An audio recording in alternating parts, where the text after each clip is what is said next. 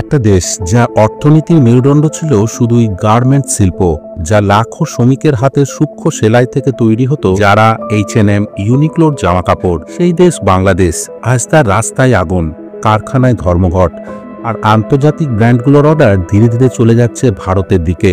একই সময়ে ভারত নিজের মাটিতে করছে বিশ্বের অন্যতম বড় textile hub PM Mitta parks. একদিকে বাংলাদেশে অস্থিরতা, অন্যদিকে ভারতের ভিশন, এজন্য সাউথ এশিয়ার পোশাক যুদ্ধের নতুন অধ্যায়। বাংলাদেশ একসময় ছিল বিশ্বের দ্বিতীয় বৃহত্তম গার্মেন্টস এক্সপোর্টার। 4 কোটি মানুষের অর্থনীতি ঘুরত এই শিল্পকে ঘিরেই। ঢাকা, গাজীপুর, চট্টগ্রামের ফ্যাক্টরিগুলো থেকে প্রতিদিন সমুদ্রপথে ছুটত হাজারো কন্টেনার, ভরা থাকত মেড ইন বাংলাদেশ লেবেল লাগানো পোশাকে। কিন্তু সাম্প্রতিক রাজনৈতিক সংকট, শ্রমিক ধর্মঘট আর সীমান্তে অশান্তি সেই শক্ত ভিতকে কাঁপিয়ে দিয়েছে। বিদেশি ব্র্যান্ডের কাছে বাংলাদেশ এখন এক রিস্ক জোন। এমন সময় ভারতের রেমন্ড গ্রুপের চেয়ারম্যান গৌতম সিংহানিয়া ঘোষণা দিলেন, আন্তর্জাতিক ব্র্যান্ডগুলো বাংলাদেশ থেকে অর্ডার সরিয়ে ইন্ডিয়াকে প্রেফার্ড সোর্সিং ডেস্টিনেশন হিসাবে দেখছে। রেমন্ড শুধু একটা ব্র্যান্ড নয়, এটা এক সেলফ সাফিসিয়েন্ট ইকোসিস্টেম। নিজেরাই ফ্যাব্রিক তৈরি করে, পোশাক বানায়, আর নিজেরাই তা এক্সপোর্ট করে। তাদের এই ক্ষমতাই ইন্ডিয়াকে বানাচ্ছে নতুন কেন্দ্র। বাংলাদেশ যেখানে বিদেশি সাপ্লায়ারের ওপর নির্ভরশীল, রেমন্ড সেখানে একা দাঁড়িয়ে আছে জায়ান্ট হিসাবে। শুধু রেমন্ডই নয়, বিশ্ব ফ্যাশনের 3 দানব যারা H&M, ইউনিক্লো ইতিমধ্যেই ইন্ডিয়ার দিকে ঝুঁকছে। যারা ঘোষণা করেছে ভারতের সোর্সিংয়ে 15 থেকে 20% বাড়ানো হবে।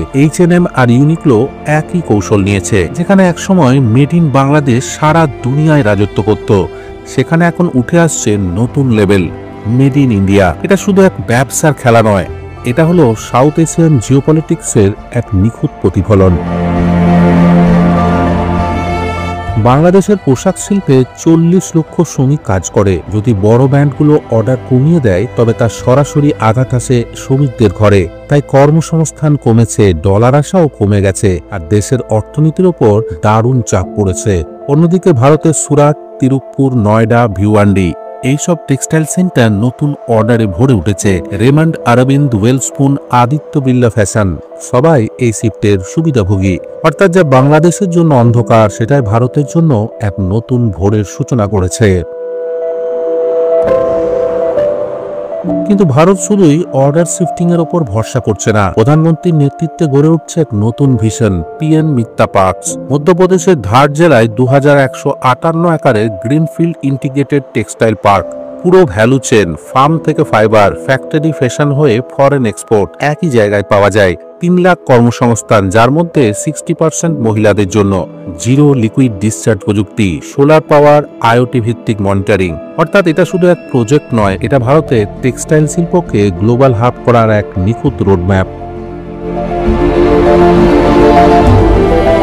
এখন প্রশ্ন হচ্ছে, কেন পশ্চিম ইন্ডিয়াকেই বেছে নিচ্ছে? কারণ ইন্ডিয়া হলো ডেমোক্রেটিক, পলিটিক্যালি স্টেবল আর ট্রাস্টেড পার্টনার।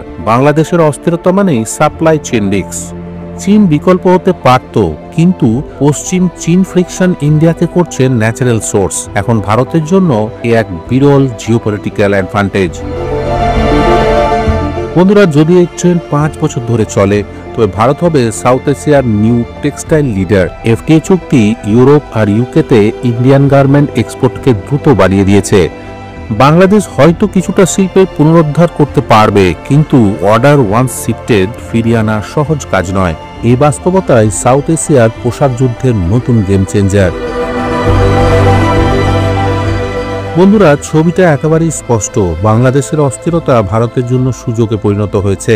রেমন্ড, যারা H&M, ইউনিক্লো সবাই এখন ইন্ডিয়াকে নতুন সোর্সিং হাব হিসাবে দেখছে। তার উপর যোগ হয়েছে PM মিত্তা পার্কসের ভিশন, যা ইন্ডিয়াকে গ্লোবাল টেক্সটাইল পাওয়ার হাউস বানাতে চলেছে। এই প্রসঙ্গে আপনাদের কি মতামত কমেন্টে জানান। আর ভিডিওটি ভালো লাগলে লাইক করুন, শেয়ার করুন আর সাবস্ক্রাইব করুন জিওপলিটিক্স বাংলা। কারণ যা বাংলাদেশের জন্য বিপদ, সেটাই ভারতের জন্য নতুন সোনালী সুযোগ। এটাই সাউথ এশিয়ার পোশাক শিল্পের নতুন ইতিহাসের সূচনা।